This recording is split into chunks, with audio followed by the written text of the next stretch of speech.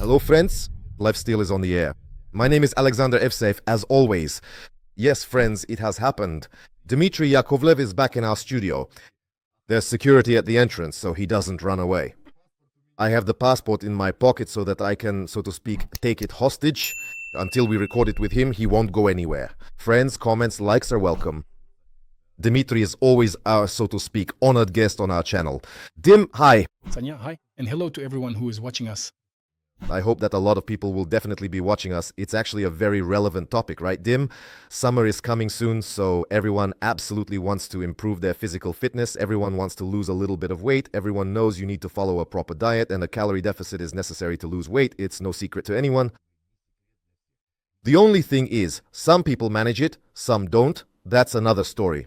But when it comes to a calorie deficit, a very important component is activity, so that your calorie expenditure increases.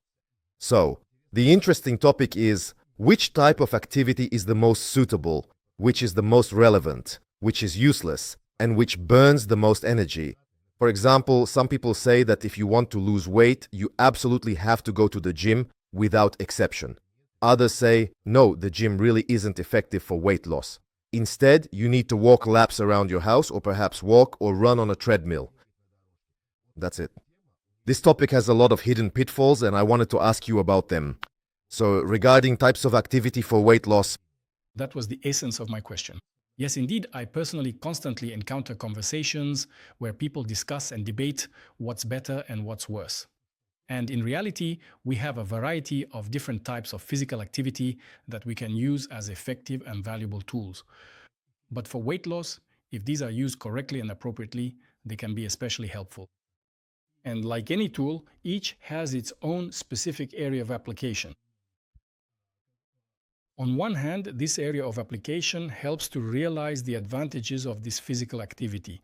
On the other hand, it runs into certain drawbacks that may not suit some individuals who use this type of physical activity, depending on their lifestyle. I think let's do that. We'll look at different types of physical activity specifically through the lens of their advantages and disadvantages. So you started with the question of whether you need to go to the gym. That's what I hear most often. You need to go, get yourself a gym membership, start working out regularly, and this is probably the least effective way to change, so to speak, your overall energy balance just by attending a few times a week at the gym, where, as I understand it, you'll be doing strength training. So just starting to work out and thinking that from this moment on, you'll suddenly start losing weight rapidly, it might not necessarily work that way. Why? Because you need to understand that the physical activity we do at the gym should be evaluated based on how much energy it expends per training session and what proportion that is of your total energy expenditure over a broader period of time, not just, for example, a single day. Because if you work out 3 times a week,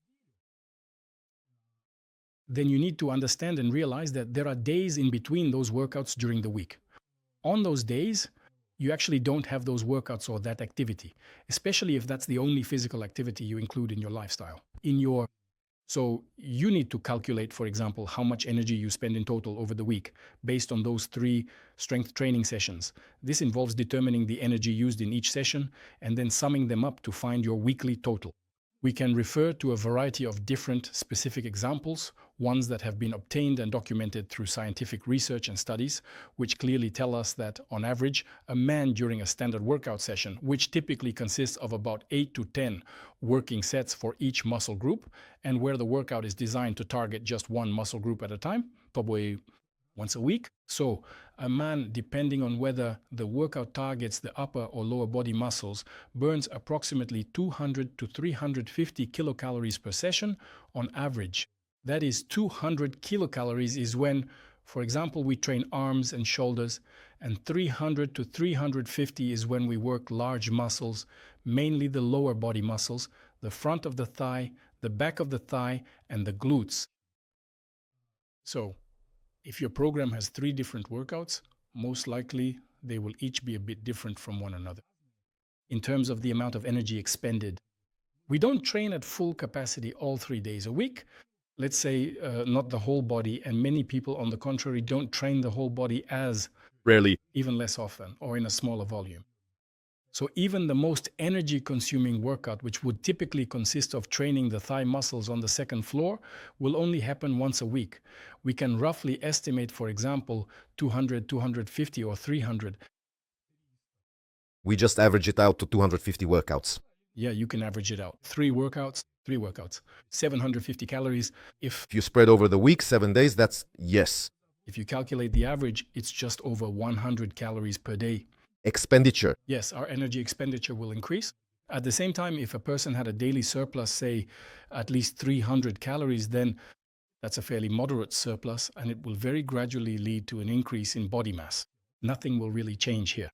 You'll just gain weight a little more slowly. And if you were at a maintenance calorie level, meaning your body weight has not changed in the recent past, then by changing your energy balance by 100 kilocalories, you'll lose about 7 to 8 grams of fat per day. And most likely, you'll see noticeable results by summer, but by the summer of 2028. In about 100 years. Yes, exactly. However, strength training has a side effect, a rather interesting one. It's not the phenomenon of increased oxygen consumption after exercise. Many people overestimate that, thinking that after a strength workout, you keep burning extra energy for a whole day, and that you practically burn through all the energy you get from food. You burn it up, turning it into heat, carbon dioxide, and water. No, that's not the case at all. This effect actually ranges from 7 to 11% of the total energy expenditure during a training session. So if you burned 250 calories during your workout, then over the next 24 hours, at best, you'll burn another 20 to 25 calories. I want to talk about something else, about something people often overlook. When someone gets into training, they usually begin to approach their lifestyle and nutrition much more consciously and thoughtfully. This is because it's not just about signing up for the gym and doing a few workouts. In most cases, by this stage, they're already reading some relevant literature or articles, how to create a split, how to arrange the exercises, which exercises are best to choose. When they start doing this, they suddenly realize, hey, I actually need to eat something healthier so my muscles can grow, so I can add here and there, little by little. And they start to reconsider their diet. They add more protein. Then somewhere they read or hear that they need to cut down on sweets, flour, and fried foods. And in this way, training gradually draws a person in towards a healthier and more conscious lifestyle overall, in terms of the type and amount of food consumed. This is a kind of side effect. I would say it can lead to even more significant changes. That is, if a person really gets into it and suddenly becomes interested in what they eat, how much, and their eating schedule throughout the day, it really can lead to such major changes. A person gave up these products and those as well, just like that. Unconsciously. Yes. That is, Even without counting the number of calories consumed, a person might simply not know how. They just start filtering what they eat. They include more protein-rich foods and remove what we call junk food, and their calorie intake might drop drastically. And they will most likely think that it's because they started working out that they lost weight so quickly. But on the other hand, I know a lot of guys, for example, who signed up for training, go regularly, and they see themselves as victims, thinking they need to reward themselves after a workout and grab something to eat. So the calorie deficit he created during the workout, he canceled it out after the workout with 2 bananas. he compensated for it. So there is a risk that after a workout you feel hungrier and it becomes harder to maintain your calorie intake, especially if you're aiming for a deficit and there are more chances to slip up. You kind of reward yourself for working out, eat something thinking, it's okay, I worked out so I can have this. But sometimes this it's okay actually means your calorie intake is higher than what you burned during the workout. Yes, that definitely happens too. Like I said, the less control you actually have over what you do outside the gym, the higher the chance you simply won't achieve a positive result.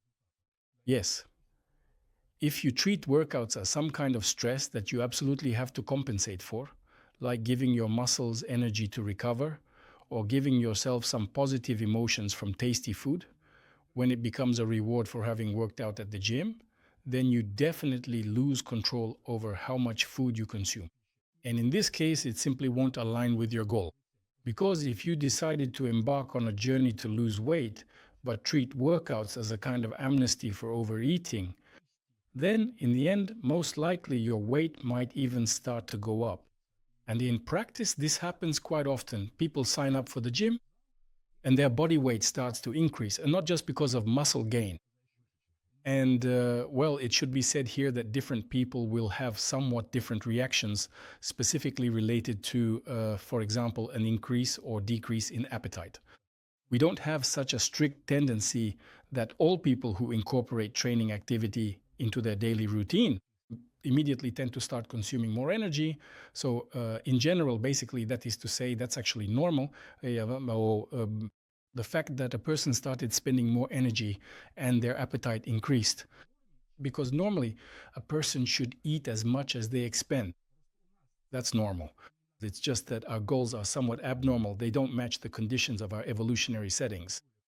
Evolutionarily, a person is supposed to maintain a stable weight, but we want to move away from that and achieve some kind of ultra low body fat level. And that's why we should not obey the signals that come from our body. It says you spent energy, now compensate for it. If you control this, if you stick to it, you'll get results. If you don't stick to it, then most likely you will end up being one of those guys who have been going to the gym for 10 or even 15 years, and maybe they do have some muscles, but we've never actually seen them, not even once. And We'll never know for sure. when you tell them, like, well, it's probably time to start cutting, I'm afraid the muscles To lose muscle. to burn off the muscle. That's why in this case, strength training definitely shouldn't be considered a significant factor. Moreover, I'll say this. If you train not 3 times a week, but 7 times a week, then what does that lead to? We'll just end up increasing the number of gym visits, but it won't be possible to double, for example, the total training volume equally. You used to have 3 workouts, and now you've added 3 more of the same workouts into your regular week. Well, maybe you'll manage to get by for the first week, but by the time you reach the second week, you'll simply start falling further and further behind in terms of your recovery process. Especially if a person isn't highly trained, they'll simply start to under-recover from one workout to the next, and they'll start losing the motivation to go to the gym, and accordingly, work capacity. In other words, a person might try to train every day and expend a lot of energy, but in reality, it will all lead to overtraining. The training volume will decrease and the body will start to limit your work capacity so that you don't spend too much energy and don't create a high level of stress and physical load. As a result, your energy expenditure will decrease. At the same time, because the workouts are daily, this will lead to chronic stress becoming a part of your lifestyle. When we experience chronic stress, no matter what causes it, whether it's psycho-emotional or stress from physical exertion, what does it lead to? To sleep disturbances. Sleep disturbances can lead to disordered eating behavior, which often manifests either as a noticeably reduced sense of satiety and fullness from the food you eat, or as a gradual change in food preferences toward tastier foods that give us more pleasant sensations, and these foods are higher in calories. Automatically, it's more calorie dense. Yeah, you start overexerting yourself a lot, and as a result, you don't get enough sleep, which only makes you even more overstimulated, and suddenly you start eating like there's no tomorrow. And you probably think it's because you're burning a lot more energy. In fact, this can even, in some cases, actually lead to you, again, unconsciously and spontaneously, entering a bulking phase and even, A fat gaining phase. but because your workouts will be ineffective, you'll probably gain very little muscle. Strength training, got it. What about cardio? Cardio, well, at one time it was the most popular type of physical activity people use for weight loss. I remember when I just started working out, that's how it was for us. Strength training was for gaining mass and strength, and cardio was for losing weight. And in general, it was believed that if you wanted to lose weight, the most important thing was to add cardio. So basically, cutting without cardio wasn't even considered an option. Without cardio workouts, without cardio exercises, well, now people think differently. They have more experience, more understanding. So in general, here's the thing. Cardio workouts, if you look at them from the perspective of energy expenditure, in a single cardio training session, generally speaking, you burn more energy. Probably about 2 to 2.5 times more than strength training. Why is that? For example, if you have a planned cardio workout, doesn't matter if it's in the morning, afternoon, or evening, you pick one exercise, say treadmill, elliptical, or stationary bike, and you do it continuously for 30 to 40 minutes or even up to 60 minutes. That is, every single second, you are actively working your muscles and continuously spending energy on muscle contractions. The structure of strength training is quite different from doing cardio exercises. You perform a concentrated load, which usually means doing one set of the exercise you have chosen. This set typically lasts for about 20 to 30 seconds. After that, you walk around for 1 or 2 minutes resting. So most of the time during a strength workout is actually spent resting in recovery mode. That's why when we talk about an hour of strength training and an hour of cardio, these are two things that can't really be compared to each other, because in an hour of strength training, the amount of work that people actually do can vary greatly. Some people rest for 3 minutes, others for 5 minutes, and this can change depending on which exercises you're doing. For example, after doing exercises for small muscle groups, the rest period can be short. But if you're doing something like squats for 15 to 20 reps, it's unlikely you'll recover in just a minute or a minute and a half. That's why cardio exercises burn more energy in an hour of work. On average, this amount ranges from 300 to 600 calories. And what does it depend on? On the intensity of the workout. So the faster you perform certain actions or activities, the more energy you end up spending. And often, the total amount of energy burned during cardio exercises is influenced by the body mass of the person who is performing the exercise. So, if the exercise involves moving your body weight, for example, running or using an elliptical, then the more you weigh, the more energy you expend, because your muscles have to contract more intensely to move your body mass. And according to the classification, for example, running, elliptical, rowing, so which one is the most energy consuming? If we take an average person with the same body mass and have them do different types of cardio, which type of cardio is the most demanding? Well, I would put it this way, just in general for everyone. Energy. Muscles are working simultaneously during the exercise, the more energy consuming it is.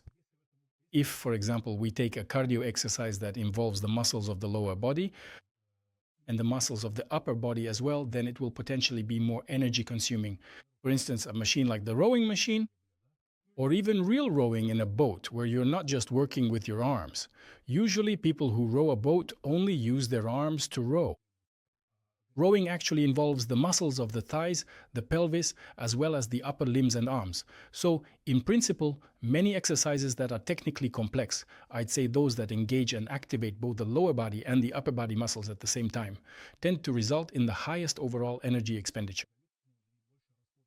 And with these types of physical exercises, the total energy expenditure, in some cases, can even exceed 600 kilocalories per hour, even when there are rest periods between cardio sessions. The only question is that we can't simply say that everything that burns more energy is the best way to lose weight. Why? Well, simply because the more energy intensive the exercise, the more exhausting it is, and many people simply won't be able to perform such exercises for long enough. When we say an hour of exercise burns from 300 calories to 600, or even let's say up to 800. The thing is, not everyone is even, in principle, in a position to just aim to say, I'll take the most energy-intensive one and do it for an hour and a half. Hours of rowing. Yes, and they will. Well, usually the harder it is, the faster a person finishes the exercise and changes their mind about doing anything else at all. In principle, losing weight. That is, if you are truly genuinely able to do the same consistent rowing exercise for a full 60 minutes non-stop, and you have to understand and realize that you will definitely be absolutely drenched in sweat, because if the workout is intense and challenging, it will always be accompanied by heavy, profuse sweating. You will be breathing heavily, you will be out of breath, and you may even feel your heart pounding. These are quite high demands and requirements on your cardiovascular system. And you can't help but notice that you're spending a lot of energy, burning a significant amount of calories during this time. It will be hard for you. You'll be thinking the whole time about how much you have left to go. That's why, when you are choosing a particular workout or exercise routine, you just need to carefully analyze for yourself right away. What will be the result of this choice? Which one of these options will actually lead you to burn more energy overall? You might decide to do some short and extremely intense aerobic exercise, or perhaps you might choose something that is low intensity but lasts for a much longer period of time. People have different levels of physical fitness, different temperaments, and different preferences after all. Some people like intense workouts, while others tend to prefer just walking on the treadmill to some music or a movie, a TV show. From your example just now, for example, a short, intense session or a long, low intensity session. But here comes a question that is constantly debated and discussed a lot. The energy substrate that will be used during these sessions, short and intense or long and low intensity. What's the difference and which is more effective? And this is where it gets interesting. Yes, well, definitely. The higher the intensity of the exercise, the greater the proportion of carbohydrates that will be used by the working muscles, such as during intense activity. An energy substrate. That is by default. Our muscles always work on two energy substrates, simultaneously on fats and on carbohydrates, but in different proportions. For example, ordinary walking, which is basically not considered exercise because walking is a natural way for us to move through space. Although lately, people have started turning walking not just into some spontaneous activity, but into a purposeful, mindful activity that we control, that we even program, setting goals and tasks for ourselves, like completing a certain number of steps. So, walking is fueled primarily by fat for approximately 70 to 90% of its energy. In other words, the intensity is so low that for our muscle cells involved in walking, it's most comfortable to use fats as the main energy substrate. As the intensity increases, for example, as walking speed increases or when switching to running, the intensity of muscle contractions also rises.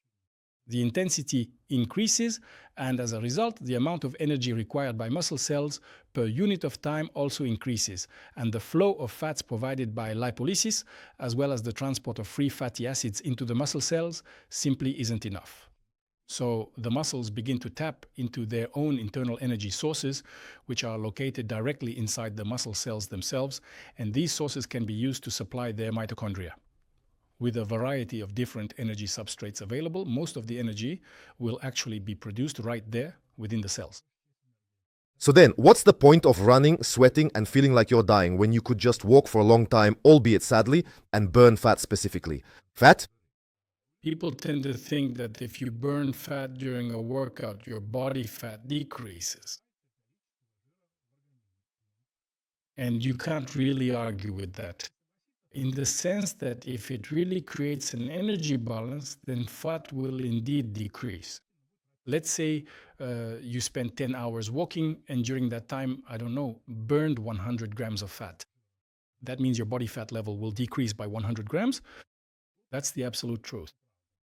But why do people often prefer more intense types of activity, where obviously glycolysis predominates as the main energy producing mechanism, and therefore carbohydrates make a decisive contribution to the body's development? The mechanism of energy production. In other words, why burn carbohydrates if I want to get rid of fat? But it's actually simple. There's a concept called metabolic flexibility, which is how our body works. If, during physical activity, you use up a certain energy substrate, then after that period of physical activity ends, the muscle cells in your body will switch to using another alternative energy substrate rather than continuing to rely on the initial source of fuel they used during exercise. And the one that was used during the physical activity, it starts to conserve it, to accumulate it. In other words, the percentage of its use as an energy source decreases. So if a workout is done purely on fats, after it ends, fats will be used by the muscles in a resting state to a minimal extent. And this will be less than, for example, on a day when there was no physical activity at all. Right now, as we sit here, both you and I are simultaneously oxidizing a certain amount of fat in our muscle cells and heart muscle. After a workout, in those muscles that expended energy, the amount of fat being used drops sharply, and all of this stabilizes when the amount of fat burned during physical exercise becomes equal to the amount of fat that is conserved and stored at rest. For example, when we use carbohydrates as the main type of energy substrate during physical activity, then after the workout ends, the following happens. The muscles start conserving the glucose that enters them since they've used up as much as possible. Why conserve it? So that it isn't spent but rather stored as glycogen to save it for the future. And since muscle cells at rest still need energy for the same recovery processes, they simply switch over. They switch to another energy substrate, one that wasn't used up during the workout and is plentiful in the muscle cell cytoplasm. Muscle cells switch to fats, and this process continues exactly until energy balance. So the amount of carbohydrates you burned in calories, exactly that amount of energy will be compensated by increased fat expenditure after physical activity. And that's precisely why even strength training, which is widely considered to be an anaerobic activity, is actually almost 100% powered by carbohydrates. In other words, during the process of strength training, we are essentially only burning carbohydrates for energy. But as soon as the strength training session comes to an end, we immediately enter the period that is commonly known as the carbohydrate window. This means that of all the carbohydrates that enter the muscle cells, more than 70% are not spent or used up, but are instead synthesized and stored as glycogen within the muscle tissue. In other words, they remain unchanged. And fats will be used for energy.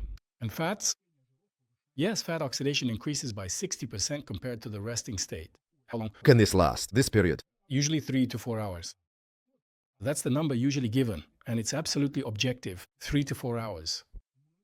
During this time, muscles actively use fat as an energy source, and what happens after 3 to 4 hours? It's just that the rate of fat oxidation will start to decrease, but it will remain elevated for up to 24 hours. And this very phenomenon of increased oxygen consumption after intense exercise, which, as we mentioned at the beginning, is important, is related to the fact that muscle recovery processes require a certain amount of energy, for example, to restore creatine phosphate and to replenish glycogen. After all, the very process of synthesis of building anything requires energy. For glycogen to be synthesized from glucose, energy is needed, as well as to restore internal oxygen reserves. To repair damaged muscle proteins, including both sarcoplasmic and myofibrillar types, your body needs to work harder. All of this process requires more energy than when you have not exercised at all. Most of this extra energy comes from burning fat. While you are recovering, your body continues to maintain a higher rate of fat consumption, even while you are at rest. At rest than when you don't work out. But for the first 3 to 4 hours, these are the most significant changes. And interestingly, neither the consumption of carbohydrates, whether fast or slow, nor the portion size of carbohydrates, nor even the administration of insulin can affect this. That is, by its biological function, insulin is supposed to stimulate glycolysis. It should make the muscles use glucose. So, research has shown that administering insulin along with glucose to athletes did not increase glucose consumption. Glucose expenditure. The working muscles in the body still stored valuable glycogen, while fats were primarily used as the main and most significant energy source, even though we also know that insulin inhibits fat oxidation. In those muscles that we exercise, this did not happen. It doesn't work. In other words, the internal changes in muscles caused by exercise are so significant that we can't alter them either with hormones circulating in the system or with nutritional status. The muscles don't care. I've completely used up my glycogen, so now I'll store carbohydrates and burn fats for energy. And in the opposite situation, when during physical activity we have used up a large amount of fat, the process is reversed.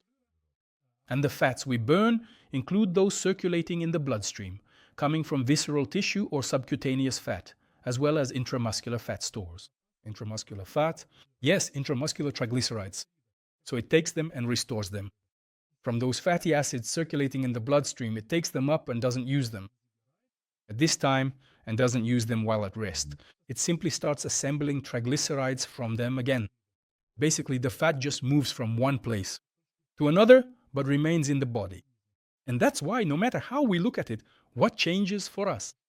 During exercise, the ratio of fat to carbohydrates changes, and after a workout, the ratio shifts in the opposite direction. In other words, if there was little fat and a lot of carbohydrates, after the workout it shifts in the opposite direction. So, after a workout, when glycogen has been depleted and for 3 to 4 hours fats are actively being used, are there any tricks to further increase this fat expenditure? Maybe walking after a workout, going for a walk for 3 hours, and in addition to fat oxidation, you'll get even more fat oxidation. No, well, people say things like, how can you somehow boost this effect? Well, obviously you can boost it simply by continuing with any kind of activity that's available to you. But here's the thing. After you finish a workout, you'll have, let's say, increased fat oxidation in your body. And if you choose to walk for an hour immediately after your workout, actually, it's the same as if you decide to walk for that same hour 5 or 6 hours after your workout has ended. No matter when you choose to walk, whether it's right after your workout or 5 to 6 hours later, you'll end up burning the same total amount of energy overall. Say you burn 10 grams of fat, for example, during an hour of walking. Will this increase fat oxidation after exercise? It will. But why? Because of simple walking. If we move that walk to another time, the effect will just happen at a different time. Fat expenditure caused by that walk. So there won't be any synergy. You can, do more intense cardio. You can run after your workout. You can avoid eating for 3 hours after training, but then eat the same amount of calories later. We can adjust or move different types of physical activity to before or after a workout. And we can also eat before training or choose not to eat before training. Still, within a single day, it will just be the simplest kind of formula. Changing the order of the terms, as you might expect, doesn't change the sum. However much you expend at any given moment, that's how much your body will break down and dissipate into the surrounding environment. So, when it comes to weight loss, basically, it doesn't really matter what exactly you used as an energy source at any given moment. Then there's this compensation, and in principle, if you're in a calorie deficit, any kind of activity will give you a positive result. And here's another point. We've discussed this. You talked about intensity, that different energy substrates are used, for example, at high intensity, low intensity, carbohydrates, glycogen, or fats. Duration. So please, let's put a period here. Just once, up to 30 minutes, carbohydrates are burned. After 40 minutes, fat burning begins. Well, I think that's no longer the case. That still Exists. No, there's some half-truth here. It's just that people, for some reason, don't read to the end of the statement. So what's the point, really? How does our body actually work? The main source of energy for all of our cells is, in fact, always glucose, but only when it's available. Glucose, or its stored form, so to speak, glycogen, is a primary source of energy for our bodies. As soon as blood sugar levels begin to drop, or glycogen levels decrease in the muscles are then forced to switch to another alternative source of energy. But it's not an either-or situation. Rather, it's just that the ratio between these energy sources changes. So, while we're sitting here, our cells, specifically those that are able to oxidize both glucose and fat at the same time, are actually doing both processes simultaneously. For example, if you just ate a large portion of carbohydrates before the podcast, then carbohydrates will be oxidized to a greater extent since they are digested first and reach the muscle cells more quickly. And fat will only appear in the blood after about an hour. And for the next 10 hours, it will gradually and steadily trickle into the bloodstream. So if you haven't eaten for a long time, and I haven't eaten for a long time, we'll have about the same ratio, roughly 50-50 between fats and carbohydrates. In other words, at any given moment, we are oxidizing both fats and carbohydrates. As soon as you step onto the treadmill, as soon as you approach the treadmill, you're already oxidizing fats. You start walking, muscle activity begins. It's higher than when you're at rest. I think someone knocked, right? Let me just... And accordingly, the overall energy demand of the muscles that you are actively using, for example, when you are walking or performing any kind of physical activity, increases. The amount of fat circulating in the bloodstream gradually starts to decrease, as it is absorbed by the muscle cells that are actively engaged in the work. These muscle cells then convert the absorbed fat into usable energy for your body. The faster you start walking, the faster fat is absorbed. And at some point, carbohydrates will start to be used more actively for processing, for conversion into energy. That is to say, any form of cardio activity or any type of aerobic activity always utilizes both fat and carbohydrates at the same time simultaneously. There are absolutely no diseases, medical pathologies, or any known genetic anomalies in which a person is able to oxidize only one single type of substrate. And there could, of course, be some differences between different people depending on their individual physiology and genetics. For example, in diabetics, carbohydrates are oxidized more during aerobic exercise than fat compared to people without diabetes. So you get on the treadmill and start burning fat. But here, regarding these 45 minutes, what's the real point? What if in those 45 minutes you use up the energy in the muscles you're working with? If you do some kind of cardio exercise and deplete most of your glycogen, then your muscles simply won't be able to use it effectively. Fats start to be used more. Yes, they'll start switching to burning fat. But you and I already know that there's no real need to specifically burn fat when the goal is simply to create an energy deficit. Well, just because your body starts burning fat, nothing in your life is going to change. At most, what you'll feel is a second wind kicking in. It'll be a bit easier to perform the exercise. Of course, your power output will decrease, so running fast and for a long time, you won't be able to do that. But running at a moderate pace for a long time, you'll actually be able to do that just fine. So this switch to burning fat, which is triggered by a drop in glycogen, can actually be used as a helpful tool in cases where a person is truly ready to do cardio for several hours. But you shouldn't aim for that, so to speak. To cross That 45-minute mark just to reach that happy moment when the switch flips and you start burning fat. Let's go, and now things are heating up. basically. You can just do 3 sessions of 50 minutes a day, and that adds up to the same 45 minutes. The effect will be exactly the same. But if you need to, like you come in and say, I want to walk on the treadmill for 3 hours. At first, it's hard for you, not just to walk, but to run, for example. At first, it's hard for you. You get tired and realize you're starting to sweat, to breathe heavily, and you say, I can't keep this up. Then suddenly you get your second wind and you start running at a pretty steady pace. Oh, this is fine. I could probably even run a marathon. That's what's important. From the point of view that switching to burning fat as a primary energy source, it actually increases your overall performance a bit, even if only slightly. That is, your power output will of course decrease, but your ability to perform aerobic exercises for a long time will increase. If you use this, like for me, it's important, I want to be able to go for 3 hours, then it's probably even a good thing. So it's good that you'll switch to burning fat. That's what my wife says to me. I want you to go for 3 hours. Tell me, please. These Ethiopians who run marathons, is there something different about their fat oxidation or something else? Why do they run and seem to not even know what fatigue is? Specifically, when we look at Ethiopians and Kenyans, do they perhaps have a different kind of oxidation process, or do they use their energy more efficiently? Why is it that they can just get up and go for a whole entire day like that? No, well, we are able to adapt to any kind of physical activity, regardless of what it is. Why are they the only ones who train? Everyone trains. Why do they run like that? Well, if you want to know why it's specifically Ethiopians, honestly, I don't know. I haven't heard anything about them possibly having some genetic factor, you know? By the way, for us, the use of a particular energy substrate is genetically mediated. It's a fact, it's been studied that different people may use fats or carbohydrates to varying degrees during aerobic activity. But as for Ethiopians, I've never come across any such data anywhere. I agree, I've seen it too. During marathons, Ethiopians and Kenyans are built like that, so where do they store it? Energy, fats, glycogen. How do they fit it all to run 4 hours straight without stopping? Let's assume they just have a really good training system, a really good running school. Yeah, they're training because their athletes are just absolutely unreal, truly incredible. It's absolutely not necessary to do cardio for more than 45 minutes just to get to burning fat. You can split up your workout throughout the day if that's more convenient for you. 15 minutes before your workout, 15 minutes after. Every calorie you burn, whether it comes from fat or carbohydrates, actually gives you a certain distinct advantage. And here, before I forget, I'd like to briefly mention that there's an interesting nuance about how exactly intense or prolonged workouts can significantly affect our overall energy balance throughout the day. It's important to understand this. Overall, we haven't talked about spontaneous activity yet. Spontaneous activity is simply everything we do, 24 hours a day, through muscle activity except for workouts. For example, we sit, gesture, brush our teeth, walk to work, climb stairs,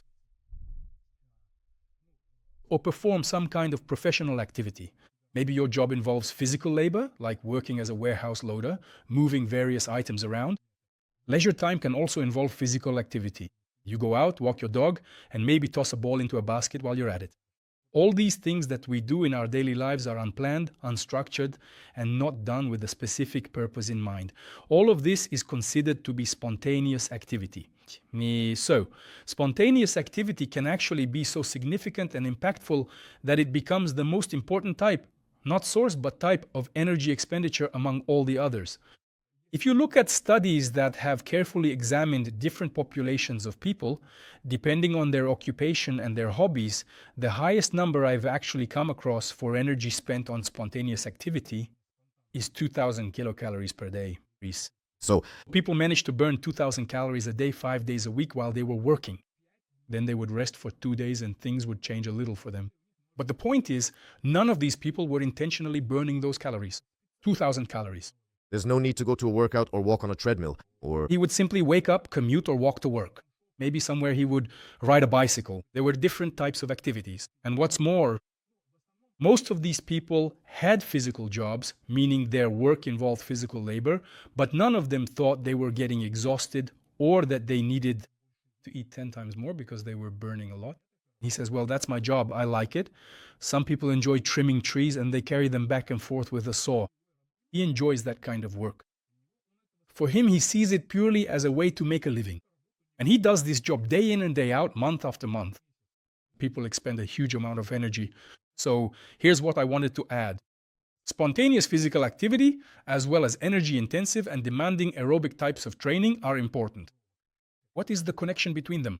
So when people expend a concentrated amount of energy, not spread out over the day, but for example, they come to the gym and for an hour really push themselves at a challenging and sustained cardio exercise and burn, let's say, a certain number of kilocalories.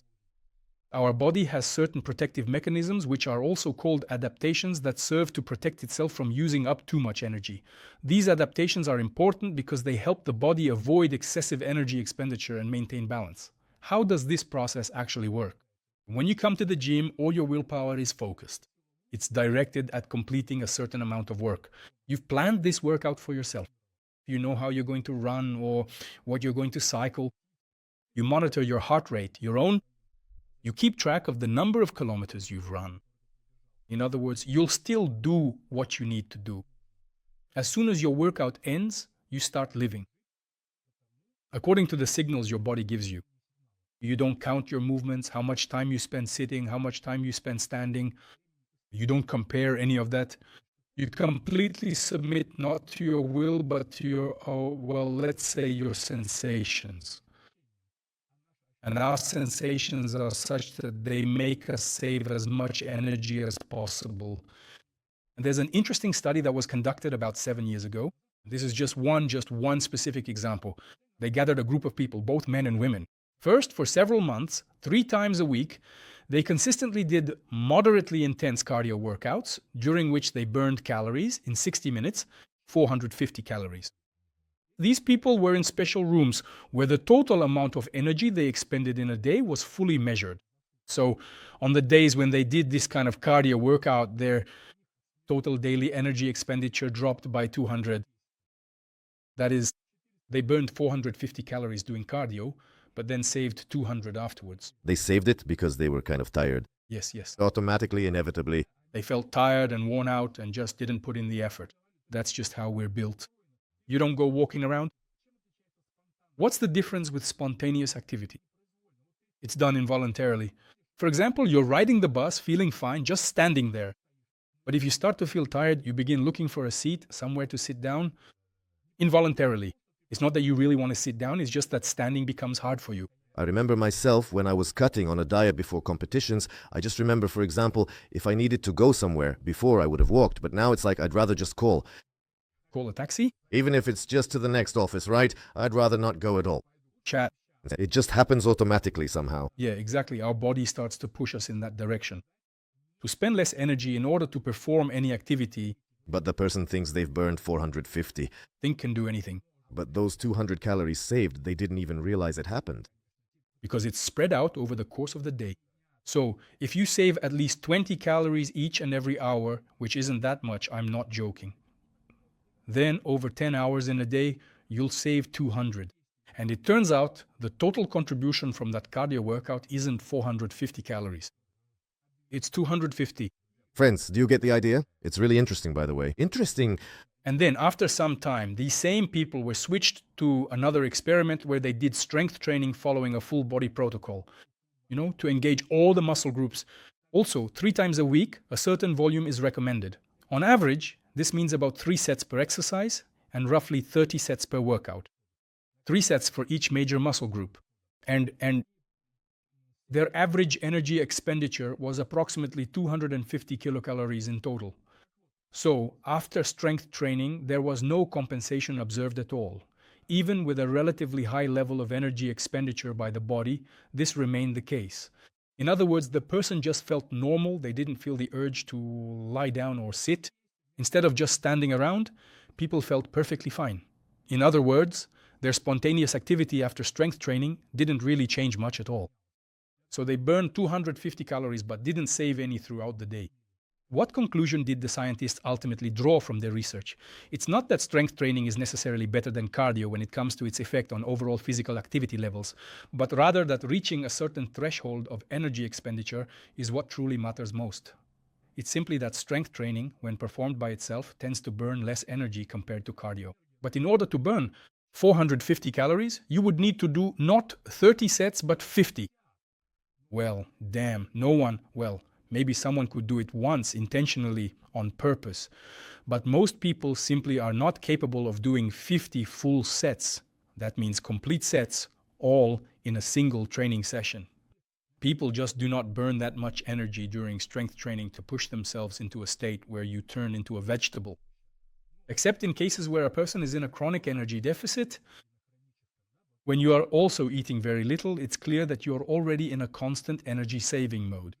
But when we're simply talking about someone deciding to add extra physical activity to their lifestyle, like strength training, it's less likely to have a significant impact on overall energy expenditure. And long cardio sessions, and that's actually their advantage, cardio, that in 1 hour they can let you burn more energy than strength training. But this advantage can also turn into a disadvantage. You do an hour of rowing, come home, and then lie down for 3 hours. And during those 3 hours, if you hadn't done that hour of rowing, you might have done something else. Walked around, then cooked yourself some fresh food. You would have made up those 300 calories that way. And this is exactly what often slips out of our attention. And why is that? Because we don't really treat what we do during the day, our spontaneous movements, as something truly significant. Because we don't feel them. They use up very little energy per unit of time. But the thing is, that time equals 24 hours a day.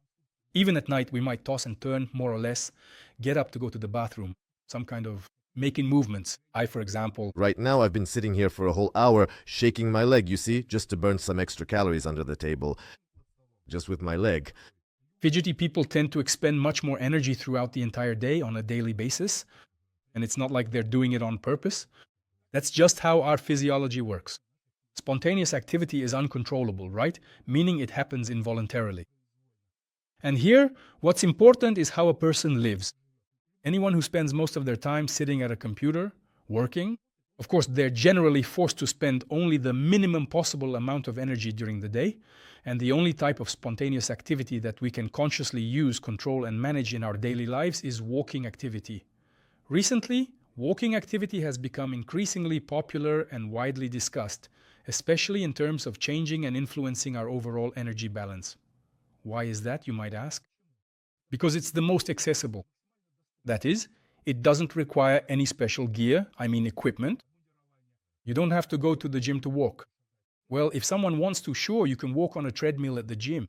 You can walk around the machines after each set of strength exercises. You can walk to the gym if the weather allows. You can simply go to the park and get your steps in. You can even drive an hour to the gym just to walk on the treadmill for an hour. Yes. That happens quite often. Yes, you can increase your energy expenditure by walking. For example, you can wear a backpack. Put it on your shoulders and put some kind of weight in the backpack. So, if you take a kilogram, well, for example, if you put a weight equal to 10% of your body mass, your energy expenditure for walking activity will also increase by about the same amount. Plus or minus by 10, by that amount? That's cool. By 10%. So if you used to burn 40 calories per kilometer, now you'll burn 44. Well, maybe for 1 kilometer it's not that much, but when you have a lot of walking activity, it can definitely have an impact. And the primary downside of walking activity is that the energy expenditure per unit of time is relatively low. So if you think that half an hour, if you walked for half an hour a day and think something significant changed in your body, no, nothing really changed. We burn somewhere between 30 and 45 kilocalories per 1 kilometer of walking at a speed of 5 kilometers per hour. So that means if you walk for 10 hours, in an hour we cover 5 kilometers. That's 150, 200, or 250 kilocalories. Again, what is the most important factor here in this context is body mass. The heavier a person is, the more energy they expend. So people who are very light get minimal benefit from walking in terms of energy expenditure.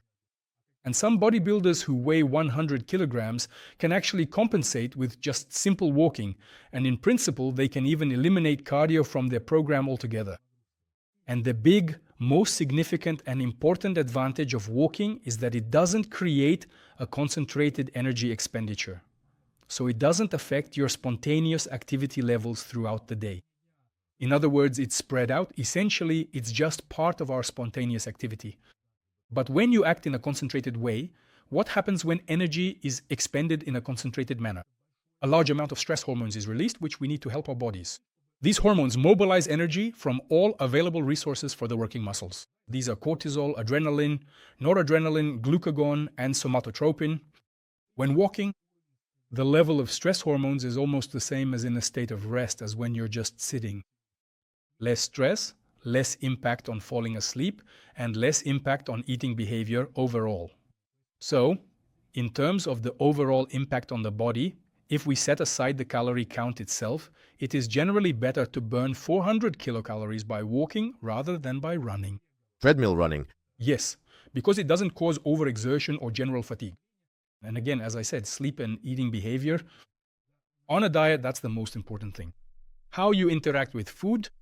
If you keep getting hungrier and hungrier, chances are you probably won't really want to stick it out to the end of your diet. I love to eat and eating loves me. Is sex an energy-consuming everyday activity? Spontaneous. And honestly, it's really, really bad when it's spontaneous sometimes. In one scientific study, for a sexual act that lasted approximately 15 minutes between couples, it was found that the man burned a total of 150 kilocalories during that time. Well, you have to understand that the man wasn't in a passive position. That's very sad when the man is in a passive position. Because sexual activity also varies greatly in terms of how physically active it is overall. For example, 15 minutes, 150 calories. That's quite a lot. Got it, guys? 15 minutes, 150 calories. I don't know. It happens. I feel like he's lying about something. 15 minutes. Sex. Where did that even happen? No, but if this study is also, people are watching it, right? People are also watching this? They're probably counting. Where is this study? Where else are people watching this? You see, it's actually quite distracting. A group of friends. When there are a lot of people around. Guys, how much have I burned already? 100? Let's do another. 50. No. We're not done yet, as you can probably already tell. We need another 50 for the stats. And then let someone try to beat my records. Just make sure it's not in the passive role. Friends, let's end on this cheerful note. This conversation has been a detailed and accessible discussion about types of physical activity. Which one is more effective for weight loss, strength training, cardio, or something else? And as we've found out, spontaneous everyday activity is actually the most effective and significant in terms of calories burned overall. Dim, as always, thank you so much for coming in for your detailed insights. We look forward to having you back again. Friends, leave your comments, likes, and all useful links are in the description. This was Live Steel. Many thanks to Dimitri. Again, bye.